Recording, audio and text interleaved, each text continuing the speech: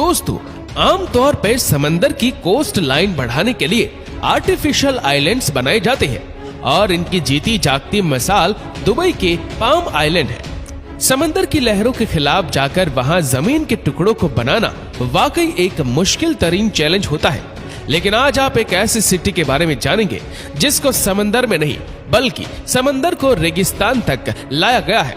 जी हाँ, यहाँ बात हो रही है कुवैत में मौजूद सबा अल अहमद सी सिटी की, जो कुवैत के बिजनेस टाइकून खालिद अल मरजूक का ख्वाब था।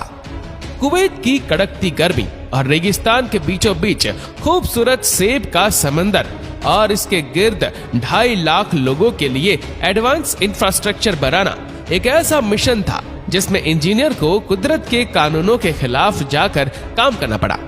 लेकिन सवाल यह है कि कुवैत को इस मेगा सी सिटी की जरूरत ही क्यों पड़ी? इसमें ऐसी कौन सी कॉम्प्लिकेशंस पैदा हो गई कि पिछले 32 सालों से इस पर आज तक काम किया जा रहा है? और सबसे बढ़कर ये कि सी सिटी को बनाने में इंजीनियर्स को किस हद तक जाना पड़ा। दोस्तों, कुवैत दूसरों के मुकाबले में है तो बहुत छोटा, लेकिन उसके बावजूद भी यह मिडिल ईस्ट का दूसरा अमीर तरीन मुल्क है। कुवैत इतना अमीर मुल्क है कि दुनिया की सबसे ज्यादा वैल्यू रखने वाली करेंसी कुवैती दिनार ही है। कुवैत इतना अमीर है, इसकी सबसे बड़ी वजह यहाँ से निकलने वाला क्रूड ऑयल है। ऑफिशियल रिपोर्ट के मुताबिक हर साल कुवैत लगभग 300 करोड़ बैरल से ज्यादा ऑयल प्रोड्यूस करता है। एक तो इतनी ज्यादा ऑयल प्रोडक्शन और फिर ऊपर से कुवैत की पॉपुलेशन भी सिर्फ 42 लाख ही है। यही वजह है कि यहाँ का हर एक शख्स जरूरत से ज्यादा अमीर है।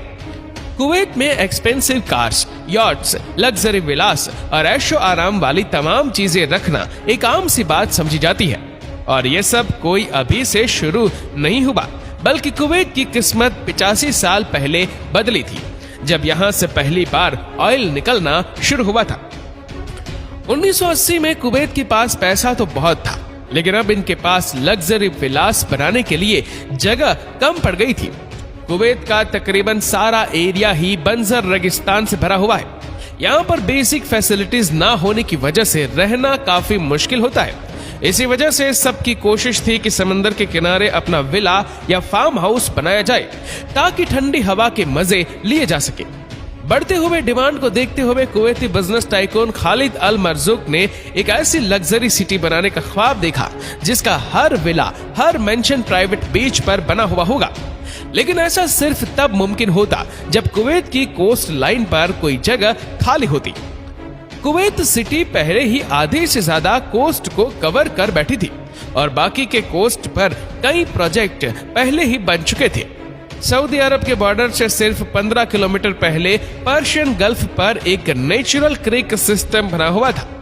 लहरों के प्रेशर से इन क्रिक्स में पानी काफी अंदर तक जाता था।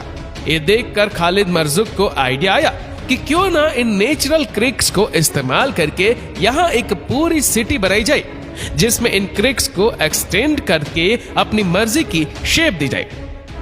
ख्वाब तो उन्होंने देखा था, लेकिन इसको पूरा करना किस हद तक मुश्किलात को बढ़ा देगा, ये किसी के वहमो गुमान में भी नहीं था। अब नॉर्मली होता यूं है कि नेचुरल कोस्ट लाइन हवा और लहरों के प्रेशर से बनती है। अगर कोस्ट लाइन को अल्टर या चेंज करने की कोशिश की जाए तो ये कुछ ही दिनों में वापस अपनी ओरिजिनल हालात में आ जाती है, क्योंकि इनका मुकाबला कुदरत से होता है। अब अगर रेगिस्तान में ऐसा क्रिक सिस्टम बनाना हो जिसकी शेप भी पसंद की हो और ये नेचुरल पावर उसकी शक्ल भी ना बिगाड़े, तो इसके लिए ऐसी प्लानिंग की जरूरत होती है जो कुदरत के कानूनों के खिलाफ जाकर काम करे। और यहाँ भी कुछ ऐसी ही प्लानिंग की जरूरत थी।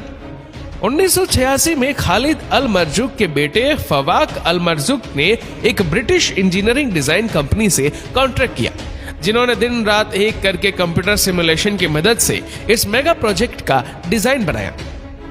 नेचुरली यहाँ सिर्फ 2 टाइडल क्रिक्स थी, लेकिन 2 क्रिक्स मजीद बनाने का फैसला किया गया।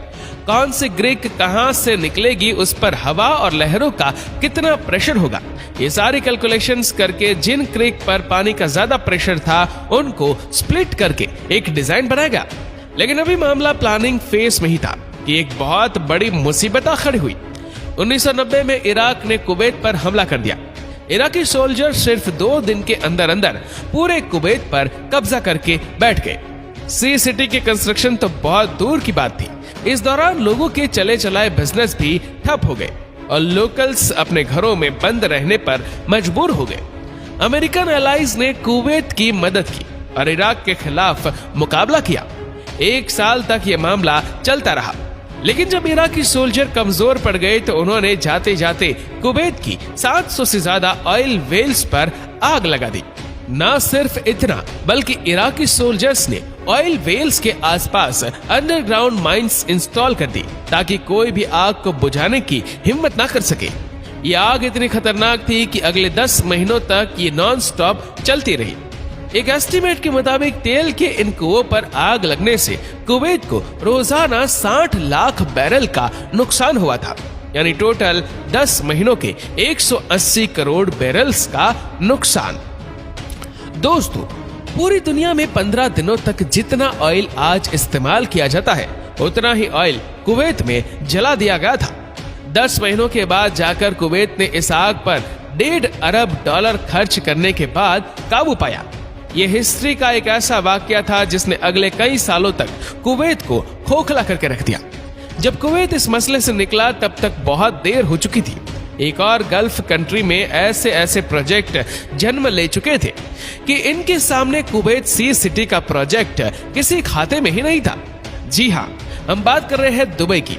यह दुनिया का सबसे महंगा 7 स्टार होटल बन चुका था और आर्टिफिशियल आइलैंड्स के कई प्रोजेक्ट की कंस्ट्रक्शन की स्टार्ट हो चुकी थी।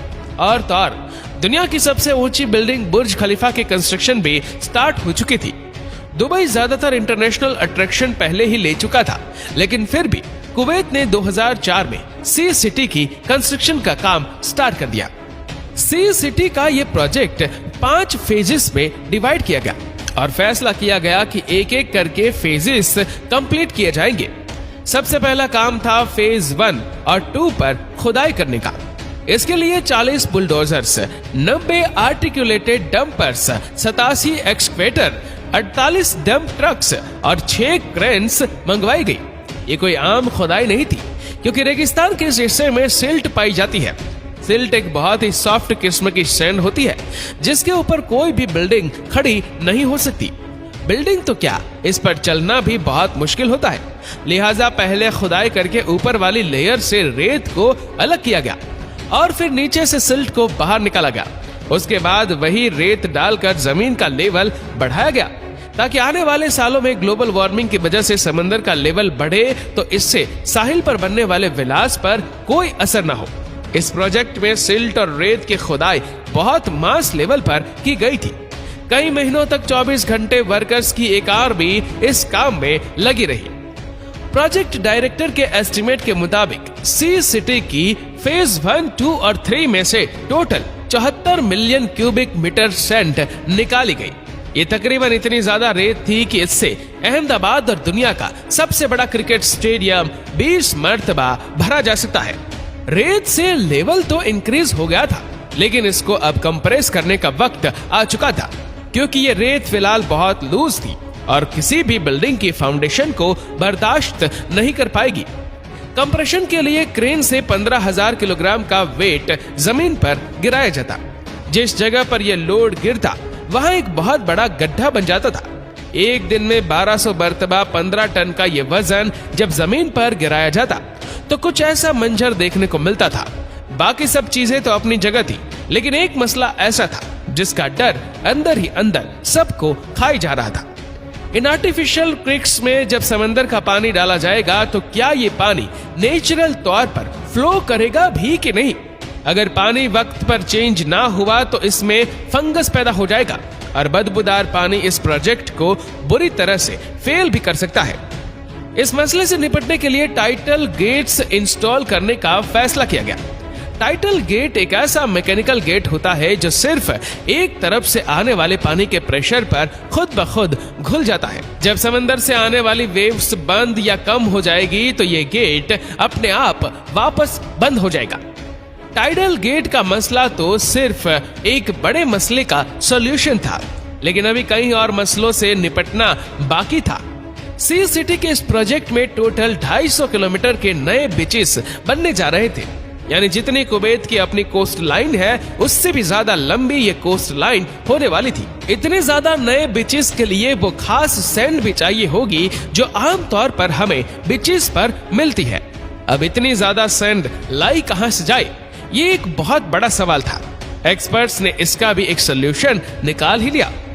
नॉर्मल डेजर्ट सैंड जिसकी कुवैत के पास कोई कमी नहीं थी, उसमें हर साइज के पार्टिकल्स होते हैं।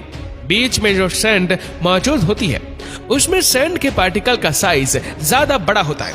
लिहाजा फैसला किया गया कि नॉर्मल डेजर्ट सैंड में से मोटे साइज के पार्टिकल्स को फिल्टर किया जाएगा। रेत को पानी से धोकर उसमें से मोटे साइज के रेजों को अलग किया गया।